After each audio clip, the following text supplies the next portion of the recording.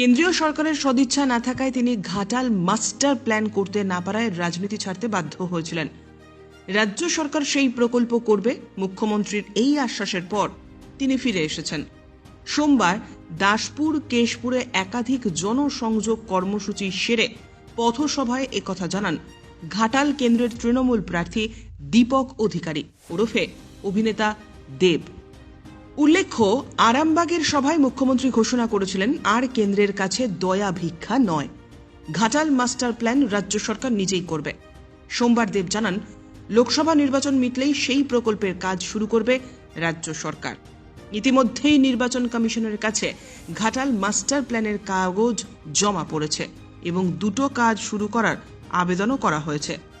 সোমবার দুপুরে দাসপুরের কেশব চক, নিমতলা হাট, জোত কানুরামগড়ে পথসভা করেন তিনি। বিকেলে কেশপুরের ঝালকা, কলাগ্রাম, ছুতারগেরিয়ায় রোড শো করেন। কেশপুরের মহিষদা গ্রামে তার ছোটবেলা কেটেছে।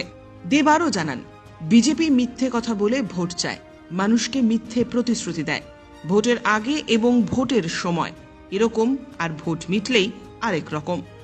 বিজেপির সবটাই যে ভাঁওতা তা জানিয়ে তিনি আরও বলেন, আসলে এটাই বিজেপির রাজনৈতিক চরিত্র। ঘাটালের সাংসদ হিসাবে সংসদে কতবার ঘাটাল মাস্টার প্ল্যান প্রসঙ্গ নিয়ে প্রশ্ন করেছেন, তার দল কি করেছে?